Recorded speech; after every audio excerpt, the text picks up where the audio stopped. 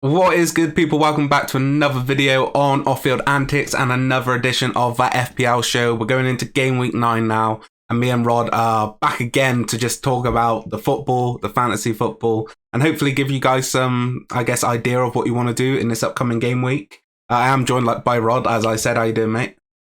Yeah, I'm not too bad, mate. It's been a couple of weeks, but we are back. Yeah, it's been a while, and it feels like ages since proper football has been on. We've obviously had the international break the past kind of 2 weeks, I guess you could say. And I've been quite disappointed because I was really just getting into the Premier League and everything was starting to click and I was starting to really enjoy it. And then I had to go and throw a break in the middle. Obviously, with the passing of Her Majesty, the Queen, we also had a couple of games missing there as well. So it was just really disappointing because, in a season where everything is so jam-packed because of the World Cup, we're missing so many game weeks and you just know it's going to be manic towards the end of the season trying to push in all the games. But we did have the previous game week, which we didn't make a video on because everything went to shit and I basically didn't get around to doing it. But it was an interesting one for sure. Rod, you had I guess you could say, a decent week. It was a bit of a stinker though. You did make 3 transfers and took a -4. Any thoughts around that game week? I'd say it was average. I was expecting Bailey and Andreas to do slightly better, and Mitrovic, considering they were playing Forest and they scored 3 goals. I was expecting a bit more. That was disappointing, but Cancelo 9-pointer, nice as always. De Bruyne coming in with 10, but I'd say it was an average game week. There were a lot of blanks, and I did take Salah out for De Bruyne, which I guess worked, but taking in the -4, not great. Did give me a red arrow, which I haven't got off to the best of starts. Yeah. I'm no longer first in our league for the first time, I think, in 2 years. Yeah.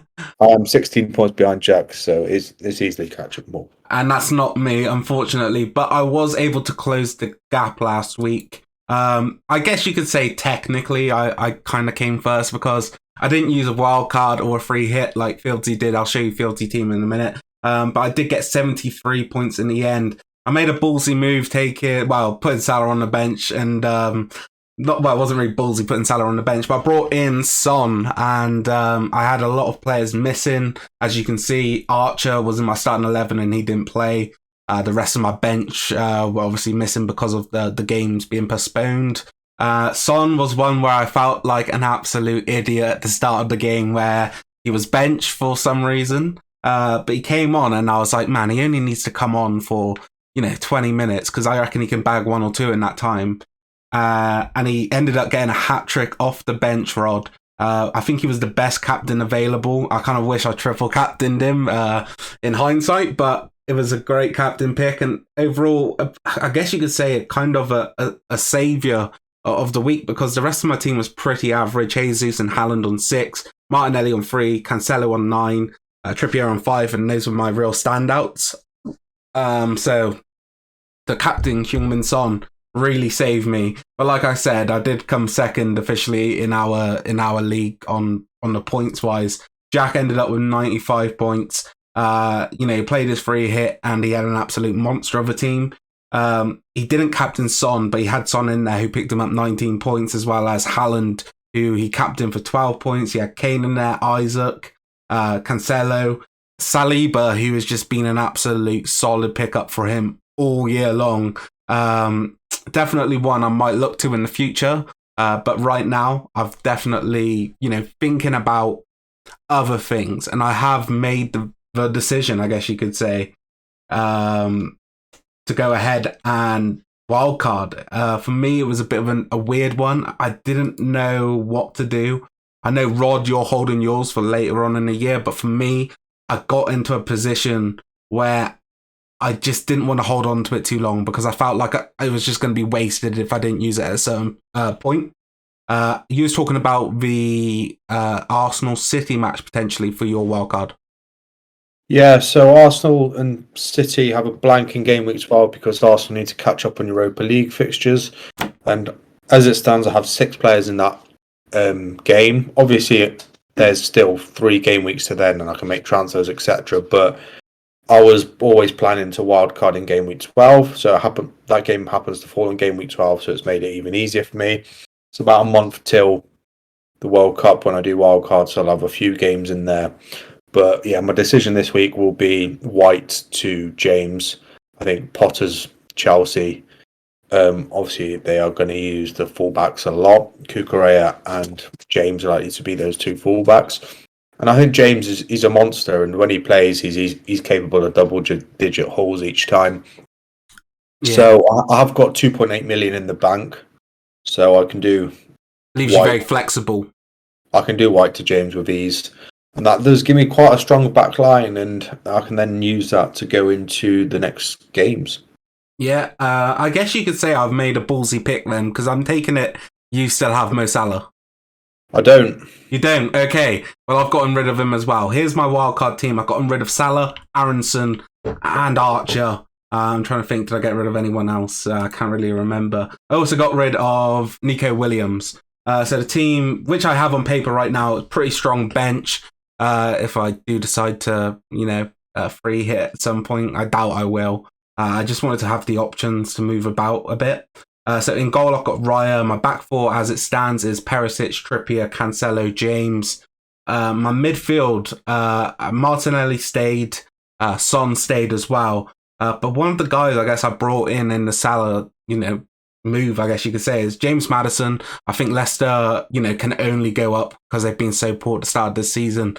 And I think he's the player who's got a couple of goals in them. I like their fixtures as they stand right now. I think Liverpool have some tricky ones, if you're looking at the list of, the next upcoming, 6-7 games. So I like Maddison for those purposes. Up top, Jesus and Haaland stayed. I brought in Mitrovic, as I kind of like the Fulham fixtures. He's been a guy who, has been scoring an absolute load of goals. He went level with Erling Haaland in the Nations League this past week, scoring in the Nations League. And he's one who's been in like Danny's team, and he's just got so many points for him. So he's one I was interested in. Andreas stayed in my team, as did Danny Ward and Dallow, as I think they're decent options to change to. I think Ward, maybe if Leicester can sort out their defensive issues, he may be a solid sort of backup rotation if Raya has a real dodgy game week coming up. The guy who I brought in, though, is Guedes. I think as a midfielder for Wolves at 7 million. I think it was 7 million in total for Guedes. I think it's 6. Is it 6? Yeah, it is 6 million. Yeah, so basically, I was looking at, the likes of the guys around that 6 million value, and he just stood out to me. I think with the lack of striker at Wolves, he's probably going to be asked to play down the middle quite a bit, because I don't see Diego Costa, doing it week in, week out. I just think, he showed that he had quality in the games which he's been in so far. I just think he might be a decent option, so I brought him in. But I can always look to get rid of him if it doesn't play out the way I think it will. But I'm really happy with my team. One of the biggest changes I made was bringing in Reece James. Like you said, Rod was talking about Chelsea, and they've got a lot of, I guess you could say, good FPL players in their squad in general. And now with, Graham Potter coming in, I think we both think there's going to be some valuable sort of assets in there. For me, I thought it was the right move for Chelsea to bring in Graham Potter. I saw a lot of fans online, which I thought was weird, kind of sticking up for Tuchel, and I just really didn't understand it. How were you on that? I think Potter deserves a big move. Now the question is gonna be answered. Well, I put it to him about a year ago if he can deal with big egos. I think you've got a few big egos in this Chelsea side. Obviously, he was rumoured with the Man United job, but see if he could deal with that. But he's got a lot to deal with at Chelsea, and he's quite clearly got an ownership that are in control. And given the history of Chelsea and what their life expectancy of managers is, it's going to be interesting to see if he can hold down the job. If not, he's going to get a nice hefty pay packet. But he's got some players there that he can definitely work with and implement his style of football, which I think suits Chelsea. Tuchel, the football was horrific. It was terrorist football. It was awful to watch. And obviously, I think people understand obviously what he did for the club, the way he handled everything. But breath of fresh air and Potter. I think they're going to play attacking, exciting football. And I'm kind of bringing in James before the onslaught of Chelsea players because I feel like he's one I can trust. But I Yeah, do think there are going to be a couple of hidden gems that are going to appear and players who are going to be utilised in a Graham Potter-esque approach. yeah. So I'm going to just James, he's going to come in, but I'm going to keep an eye on Chelsea, who they do have a hard game this week in Palace. So that'll be an interesting one to keep an eye on. But yeah, I'm Yeah. looking forward to the way they're going to play football. Yeah, they don't have an easy run of fixtures when you look at it in general. We've got Wolves and Villa coming up, which I guess are the easier games, but the next lot of games are either against, difficult opponents or they're against tricky teams away. For me, though, like you were saying, it made sense. I just feel like the way that Chelsea went about it was ridiculous. I don't understand why you're getting rid of Tuchel so early into a season when you could have got rid of him straight away when you came in and brought in Potter then, given the transfer window to bring in his own assets. But I think Tuchel's been really poor. I honestly feel really shocked about the way Chelsea fans handled it online, I guess, because for me, I understand the fact that they like him, but I've liked managers in the past who've had to go. I like Mourinho, I like, Ollie, but at the time it felt like it was the right thing for them to leave. So I don't really understand Chelsea fans in that aspect. But for Graham Potter, I think he's taken over a side which has a lot of quality. I think it's lacking up top still quite a bit, but I think you look at that defence and it suits him down to a T. Yes, he's got some older players in there like Thiago Silva and Koulibaly isn't a spring chicken anymore, but I think they offer him what he kind of wants in a defence. I think they're very solid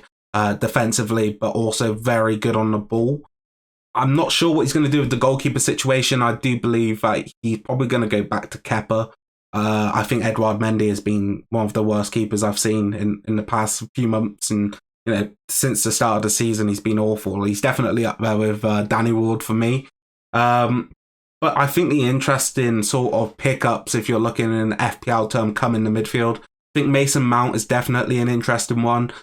Have to see what he's going to do with Conor Gallagher, because he could definitely be interesting because he is a goal scoring midfielder. The ones I really like are Raheem Sterling, but I feel like at 10 million, he is kind of pricey. I did have him before, and I do think he probably is a good asset. However, you'll see in the sort of Potter system that as a left winger, he's going to be demanded to kind of get back and help his team on defense. So whether that, kind of off-puts his offensive numbers, we'll have to wait and see. But I want to get your thoughts on Aubameyang, because he's a player who I think could either really work for Potter or he might just get binned and we'll see Broja come into the starting lineup. Yeah, so you gave Tuchel a whole transfer window, bring in players he's worked with, or players he can work with, and then to get rid of him a game or two after it's ludicrous, because Aubameyang was brought in on the sole reason he had worked with Tuchel and they had a good relationship, because also we know of Aubameyang's attitude and what he was like at Arsenal towards the end of his career there. So that was completely bizarre, and I personally think Aubameyang's going to be too arrogant for Potter. So bizarre move. They're going to have lost a lot of money on that, and it's not going to end nicely. So I wouldn't be surprised for him to go to someone like Broja, which I think he could easily do. And you made a good point about Gallagher. I think I could easily see him do that. So the whole getting rid of Tuchel after bringing in Tuchel's players is crazy. So I don't see Aubameyang having a place there, to be honest. Yeah, I think, it is understandable that you'd want to get rid of him, but in the fashion they did it when he only just got the transfer window over with. I think it was Aubameyang's first game against Dinamo Zagreb, and they lost it, and that was it. He was gone, which is kind of weird. But it seems like ages since Potter's been appointed. I think he's played 2 games for Chelsea, right, as a manager. One in the Champions League and one in the league, so it's still early on, but I think in general we're going to get a real taste of what's to come now after this international break. I do worry for him a bit, because I do think it could be a slow start for him, especially with the break, because it's never nice to get back into a hard fixture after the international break, not having the players around, and then suddenly they're tossed into a fixture like Crystal Palace away. Definitely going to be a hard game, but it's one I'm interested to see how it plays out and to see how Chelsea play out in general, because, like we said, I think there's a lot of assets there which are really interesting. The upcoming game week, though, Rod, is super tasty. I'm kind of interested to know what you're kind of doing around the Arsenal Spurs game. Do you have any Spurs players in your squad right now? Because I know you have quite a few Arsenal assets. Yeah, so the only 2 Spurs players I would be looking at, there is a third, but for me, he's a bit tentative. Is obviously you got Kane and Perisic, and then Son is lurking there, but he is rather expensive, so that's why I said he's tentative. I like Perisic. When he plays, the set pieces and deliveries are absolutely crazy. They're on the money. But the only concern for me is minutes. Yeah. That's what he came off on the 53rd. Obviously, they've got Champions League, things like that, and that is, I think, the first time he has come off before 60. But that could be a show of things to come. Yeah, Kane, I really like. I know people on Wildcard have got Kane and Haaland, so I really like the Kane pick. But I haven't got any Spurs assets, and for me, this Arsenal Tottenham game is. I'm really, really looking forward to it. I think we'll be watching it together. We'll have it on the TV. On a slosh. Indeed, with all our chips. But it's going to be a real test to see who is the better of the two, because both have started very strongly. Arsenal slightly better, and it's a derby. It's for bragging rights, so there is a lot at stake, and it really is going to show who is the better side at the moment. Because, to be honest, mate, I think it can go either way. But if I did have to say who it's slightly leaning towards, I'm going to say Arsenal, because I have been really impressed with them this year. Yeah, for me, I don't know. I think Kane is he's definitely going to be an option. I think you made a good point about the fact that everyone who's wildcarded has gone to Son. I already went to Son last week for Salah, as I felt like it was probably just made sense for that game week. But now I feel like, looking at the two, Kane or Son, it's hard for me to go against Son. I think as a midfielder in general, he has a real nice sort of, like, if he's in the game, he's got a chance of getting that clean sheet as well as the goals and the assists. And for me, Kane has really started to, I know he's always kind of played deep, but he seems to be playing deeper than ever nowadays, and it's just kind of a weird one. I think you made a good point about Perisic. I do worry about his minutes too. And it's kind of an interesting one because they have some quality sort of wing backs. I think they lack one in Emerson. I think he can be a bit...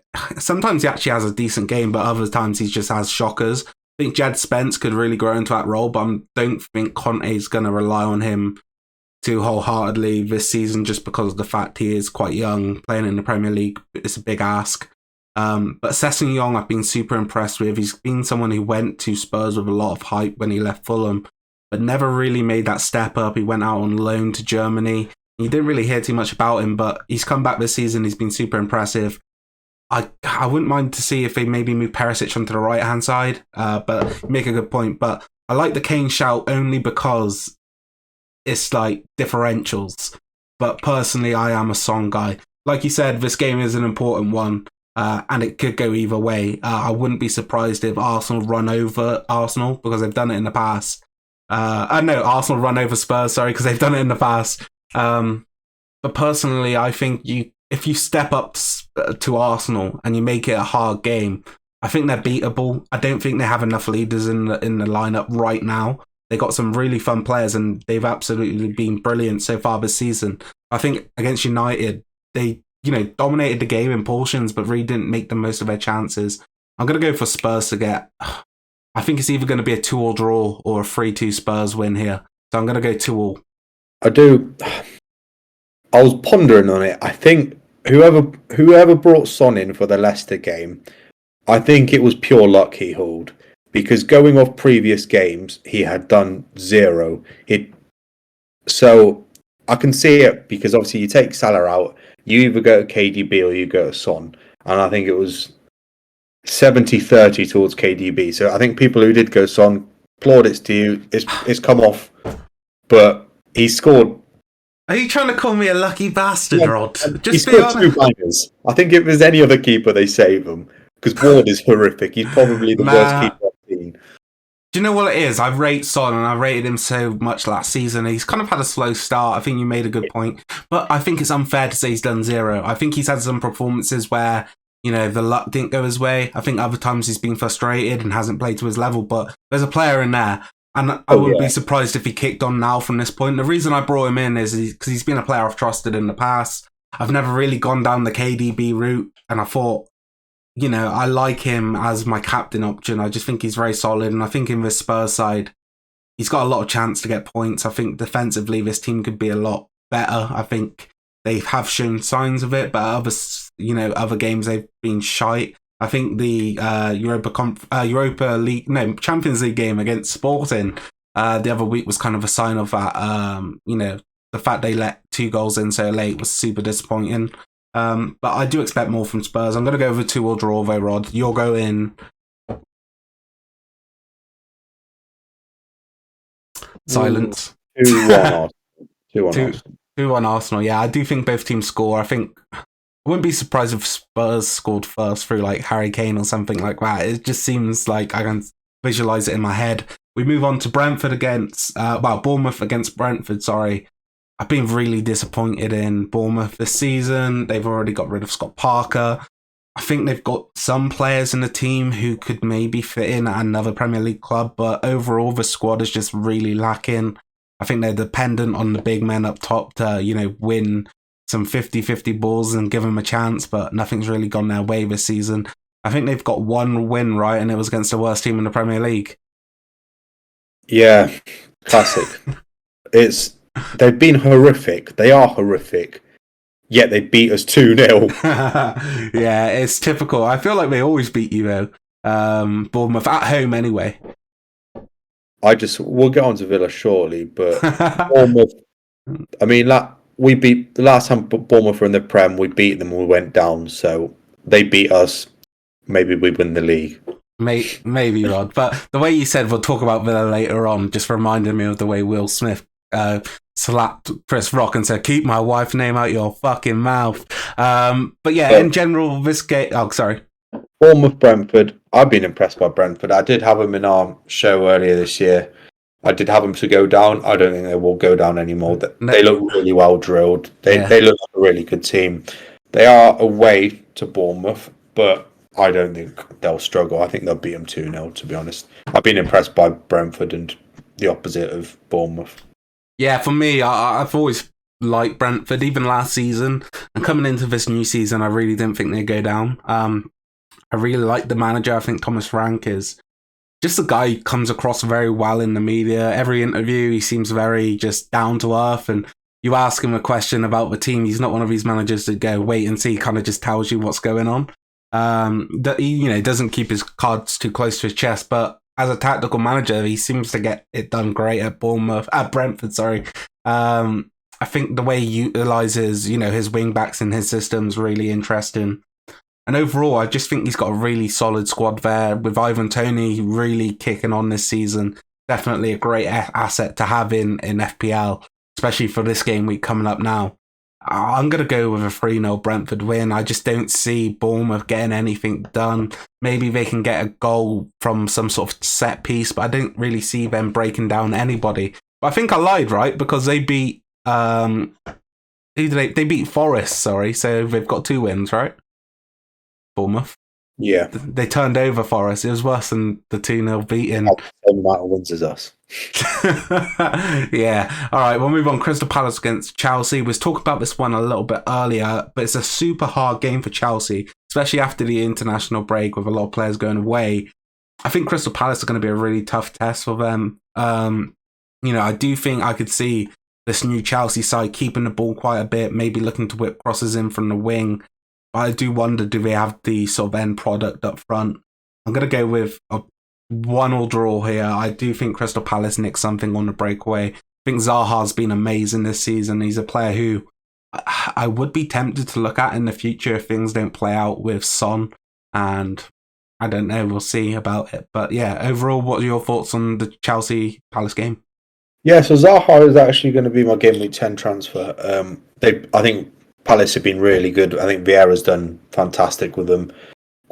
Instilled a new culture, great style of football. And I think they can take the game to Chelsea. It's going to be interesting to see how Chelsea react. Obviously, international break, I don't think it's done them any good, but Potter has got to spend more time with the team. Most of them who would have been away anyway, but he has got to work with the team a bit more. But I think it's a hard game for them. I really do fancy Palace in this, and I think this will be one of the crackers of the weekend on paper anyway. So you've got experience to losing against Crystal Palace this season, Rod. Where are their strengths? I'm just pissing you off. But no, what is Zaha's sort of what is his value in FPL? Do you know off the top of your head? 7 and a bit mil, 7.3, I think, or something. Yeah, because he's had a crazy start. I remember his goals against Villa. I think the last time we were together, that was the game that was on. I remember that. Yeah, we were playing poker, and it wasn't technically a legal way of watching the game, and we was getting some notifications on the phone before we saw the actual goals. We do not condone illegal football streaming because we do not do it. Oh yes, we was listening to it on the radio. Live. Yeah, but what's the score you're going to go with in this Palace versus Chelsea game? Sorry. Well, just looking at it, Zaha is 7.2. I think it's going to be a cracker. I'm going 2-2. Yeah, I think it's going to be a good game as well. Fulham against Newcastle, I also really like this game. I think if it was at St James's, I might have leaned Newcastle's way, but Fulham at Craven Cottage have just been unreal this season. Mate, they've been fantastic. I had them to go down as well. And me. But they've been brilliant. They look like they're with it this year. Mitrovic looks like a different beast. I just think it's because he's been getting service. First week, bring him in, doesn't do anything, even though he's done something every other week, just the way FPL goes. But I've been impressed by Fulham. They invested in the correct areas.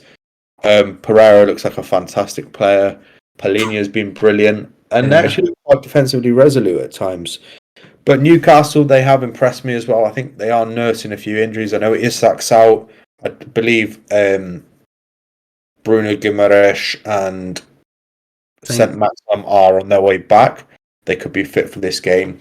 So I think this will another cracker in my opinion. I think it will be a good game. I'm going to go 2-1 Newcastle. I think this is going to be quite high scoring. I have a feeling it's going to be 3-2 Fulham. I just like the way Fulham have played, especially at home. I think they've gotten some decent performances away, but at home they've looked special, like they did on the first day of the season against Liverpool. And I think they played, was it Brentford at home as well? That was a good game. But yeah, I just like Fulham at this moment in time. Newcastle are one of my big picks for the season. I think I got them finishing top 6 or top 7 ahead of Chelsea, which really doesn't look likely anymore. With Potter coming in, but we'll have to wait and see. So yeah, 3-2 Fulham takes us on to Liverpool versus Brighton. I think this is a definitely winnable game, and the one asset I was interested in, because I no longer have any Liverpool assets, which I feel is probably a mistake. But the one I was looking at was Luis Diaz. I don't like Salah as a pick anymore. I think he's taken up way too much value and he's not producing. I think he'll score the occasional goal here and there, and maybe score 1 and 2 or something like that. But I just didn't like him. I feel like Diaz is a player who has 0 end product, but sometimes scores an absolute screamer. I think he's unreal on the ball in terms of his dribbling, but it's too much for me to put him in my team. I think he's 8.2 million, so it was just risky. So I've got no Liverpool assets. Trent went the week before. I think they win this game 1-0, maybe 2-0. I think Brighton without Potter, it's going to be difficult. I wonder what do you think? I think shipping Trent, fair play. I rate the balls on that, and obviously having no Liverpool, I can see why this year they haven't been with it. Hope maybe the international break will do some good. Obviously at home, big fixture. Brighton without Potter, I think are going to be a different outfit. You can't imagine they've lost everything they bought into them overnight. So we might see it eventually that they turn a bit arse. But they have got a new manager in. Did well with previous teams. Be interesting to see what his sort of philosophy is. But I think Liverpool, this is a game they have to win after a poor start. And I like the Diaz pick. I've still got Trent. He is my only Liverpool asset. I just think he won't be leaving my team all year, just what he's capable of. But I do see Liverpool winning 2-0. I think they have to win. And you're right about Salah. He's been taking too many wide positions. Jota is back, which does feed into him producing because they have a good partnership together. But then they have got now. You've got Nunez, you've got Jota, you've got Firmino. So you have got players that they need to kind of fit in. So yeah, I'm going to go Liverpool 2-0. Yeah, I agree. Like 1-0, 2-0. But I don't think it's going to be an overwhelming battering. I think it's going to be, a typical Liverpool home game. Amazing atmosphere as they sing "You'll Never Walk Alone," and you'll hear a couple claps when they score a couple goals. Yeah, Southampton against Everton, I think is a tough game to call. I think I've been quite impressed with Everton. Over the past few game weeks, I think Frank Lampard's finally starting to get sort of players he wants in his system. Some passion merchants. I really like Unana. Who did they bring in up top? Malpay, wasn't it? Sorry, mate. I've just clocked it. Completely random. You on about Crystal Palace against Villa? I thought that was fucking last year, mate. I thought we hadn't fucking played them yet, bro. What are you, mate? That's come out of fucking nowhere. What are you on about? I was just thinking about flipping my fantasy team, so I went blank. Carry on, mate. Yeah, I'm talking about Southampton and Everton, but yeah, as I was saying, like for me, Everton, I think Tarkowski and Cody have been really crucial to them. Like I said, the midfield looks a lot more energetic now, and Iwobi's been a player who's gone kind of under the radar. Southampton's just a team I think is always going to be difficult to play. They're kind of, with Aribo in there, definitely offers them that bit more in terms of driving the ball forward. Lavia, a lot of quality. And they're dangerous from set pieces, and with the ball, they're very, I guess you could say, well structured. I think it's a tough game to call. I'm going to go 1-1. I've actually been quite impressed by Everton this year. I think they're showing some fight. You can kind of see what Frank's building. Malpay, obviously, he's been decent. I think big result against West Ham. They needed that. Southampton, obviously, Villa played them last week. Well, when prior to the international break. One of the worst games of football I've ever watched. It was absolutely dreadful. Southampton just don't look anywhere near it. I think Hasenhuttl has lost the dressing room. I don't think they want to play for him anymore. They made a lot of signings, a lot of them under the age of 20. Yeah, Sekou Mara up front is one to keep an eye out for. Yeah, obviously Lavia, players like that. Bazanu in goal. Centre-back who was brilliant against us, to be honest. But they've been a bit poor for the last few years, to be honest, mate. And yeah, they're always in my bottom three when we do prediction videos, because they don't really invest in the team like they're trying to stay up. Yeah. If that makes sense. They've never really done it though, but they've never have they? They've always brought in really good players under the radar. You look at their, like Van Dijk. They had Bertrand for quite a while, didn't they? He did them a good job, and then they sell him on. And it's one where I consistently pick them to go down. But they're hard to beat, especially at home. And they're always, in with a goal. Like, it's hard to pick them to not score a goal because they've always got that quality from the James Ward-Prowse set pieces. And, they've got decent players up top in terms of, Che Adams, Armstrong, and Sekou Mara. It's just tough to pick with them, I think. I'm still going to stick with my 1-1 draw. I'm with you in agreement. I completely agree. 1-1. 1-1. Moves us on to West Ham versus Wolves, which is a bit shocker. of a... It's a shocker. Mate, I think Guedes is going to score. 5. West Ham just aren't playing to the level we know they can. I do wonder if they kind of hit their peak with Moyes. They kind of are similar. Well, similarities to his Everton side. He's got those sort of big guys who can go and win a header for him in the box. Like, what's his name? The CDM, Soucek. I think overall their quality throughout the side is really good. they're just not scoring goals, mate. I thought Scamacca was going to do a bit more from what I've seen of him in Italy, but he hasn't really got involved. I think Cornet is going to be the big one, and I think he could be the player to really start and turn around this West Ham side sort of fortunes. But against Wolves, it's going to be tough. They're very strong defensively, despite the loss of Connor Cody. And they've got players in the midfield who can really control the tempo and, silence the London Stadium. I do fancy Wolves to get a goal here, even though they're not, big on scoring goals. I'm going to go with another 1-1. Yeah, I think it's a shocker for a 5:30. I think there are plenty more games they could have picked. Fulham, Newcastle. One I won't be dabbling in, but two teams I think have been just disappointing across the board. West Ham's attacking options I think are brilliant. They've obviously brought in a good few players, but they just don't really look with it this year. The players don't look on job. Wolves I think have been pretty horrific as well. Last year I think Jose Sarr saved them a lot of those times. This year it hasn't been quite the same.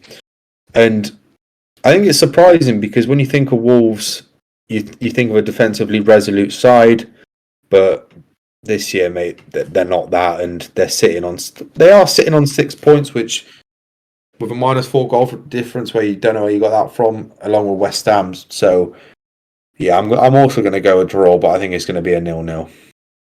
Yeah, I just don't think either side is good enough to really pull it on the other.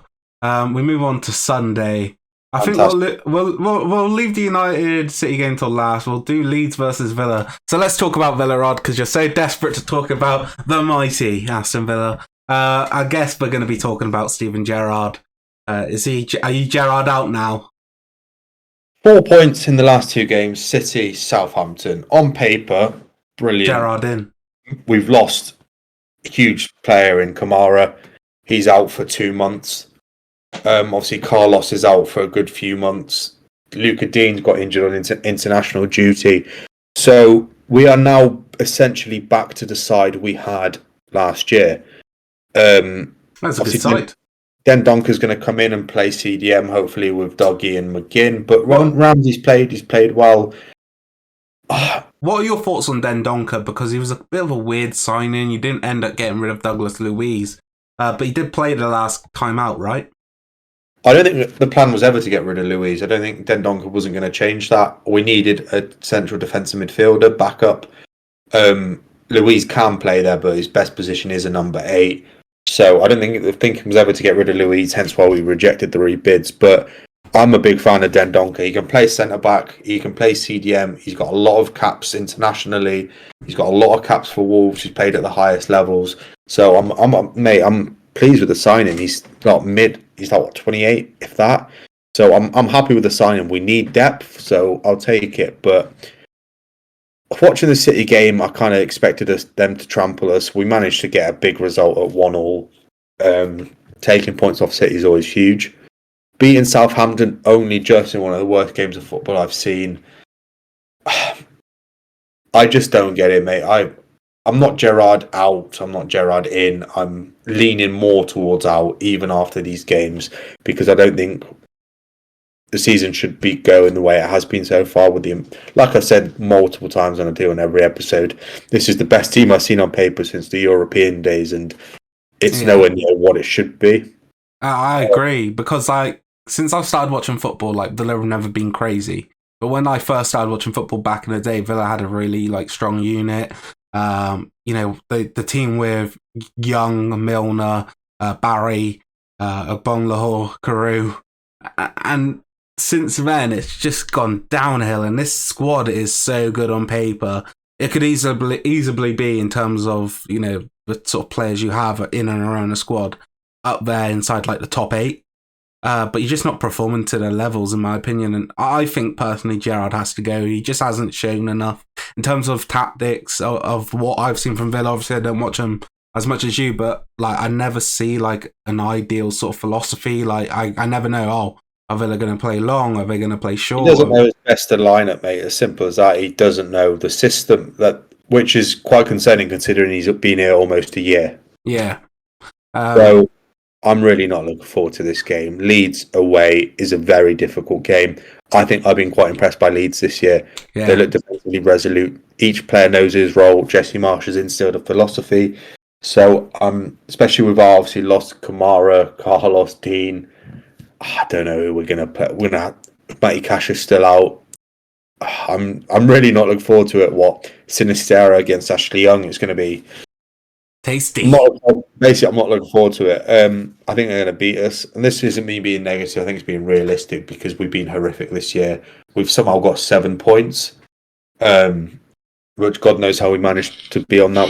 Only a point behind Newcastle, who have supposedly started brilliantly. They have.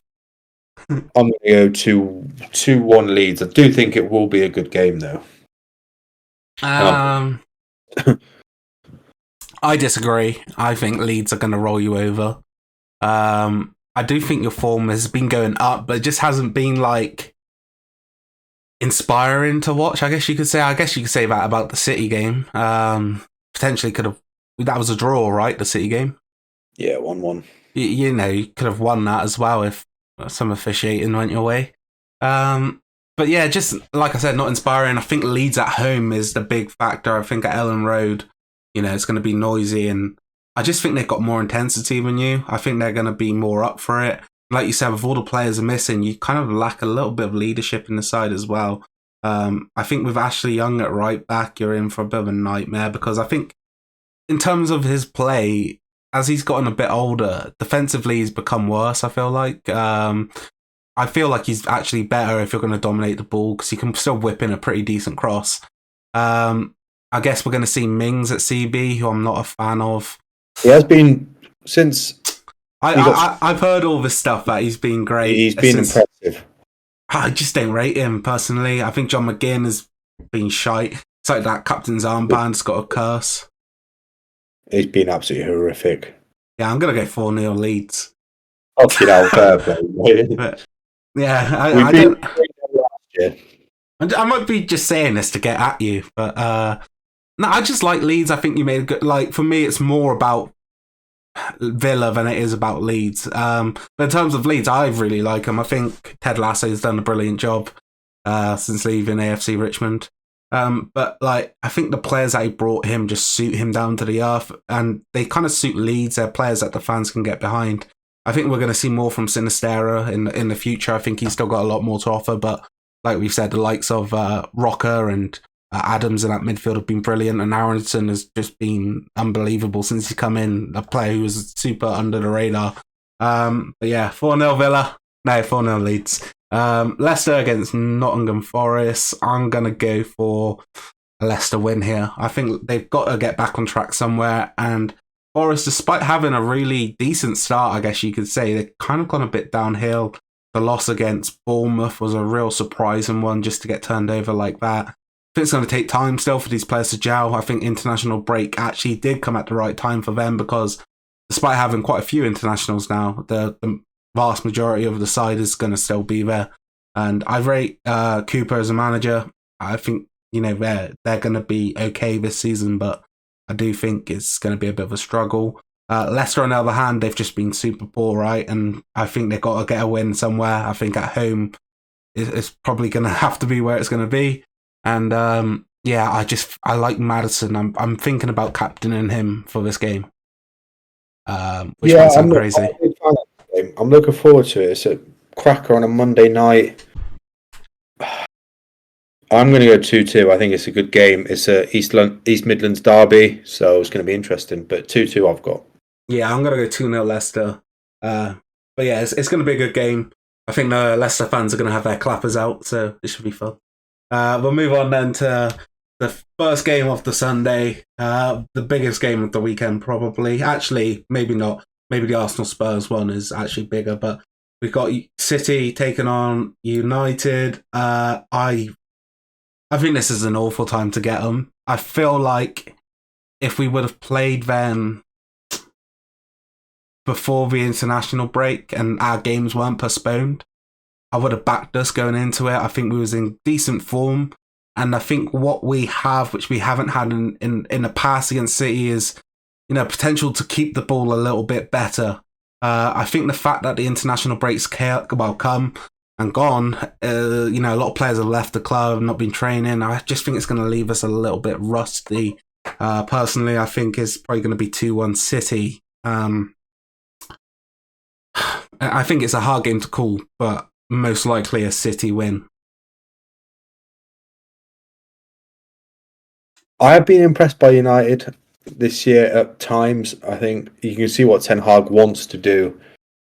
He's been implementing the system. You can see what each player's role is, but it's hard to go against City, and they are at home. And Haaland is a freak. He's a robot. He goes off XG.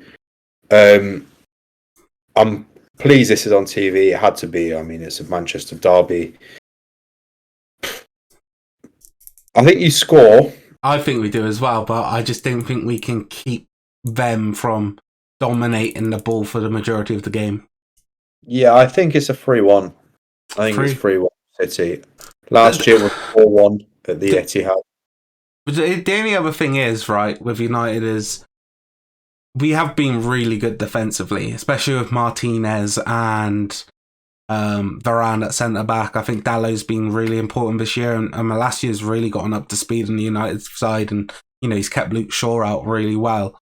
I do wonder if us being a bit more solid defensively is going to have an impact on City, because I think where we'll come undone is they'll have the ball around our 18-yard box and be able to, you know, keep hold of it and constantly create chances. But I think if we could keep them to, you know, trying to get Haaland in behind, I think we'd do okay. I think Martinez has done really well up against him in the past.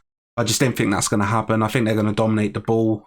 Our only hope is that we can hit him on the break like we have in the past, in my opinion. I think Rashford would be crucial for this game, but I see there's on FPL anyway. I haven't heard anything from the club, but there's a chance he doesn't play. Not sure if Martial's back, but if he is, he could be important. I don't think this is a game for Ronaldo, though. Yeah, I'm interested to see how United operate in this game. I think it's probably going to have to be a counter-attacking style. Maybe, I don't know what he's been doing with Casemiro. I've seen he hasn't really been playing him. He's come in a couple of times and gotten a few minutes, but nothing much. And in all honesty, I've seen, you know, glimpses of the quality he's shown, because, like, I think in the first game he got the ball and he fizzed it through the lines, and I was like, God, we haven't got this in a midfielder.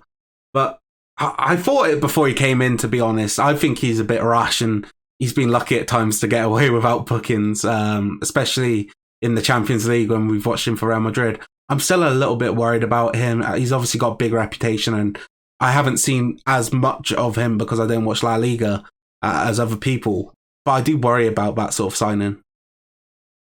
Yeah, I'm just excited to see big players in big games in big leagues, mate. So I think on paper it's an absolute cracker, but I do just see City. I mean, I predicted City to run right against Villa, and they didn't. So you might surprise me, but I think at the Etihad, it's always going to be a tough ask to go there and win. But I feel like if you do win, it could really shake things up. But yeah. I'm just interested to see how both teams line up, because there are some big players in this game that definitely wants to watch, especially if Ronaldo does start. Yeah, 100%. That's the end of this video, as Rod's room is getting even darker. He is like Batman. He doesn't live in the shadows. He is the shadows.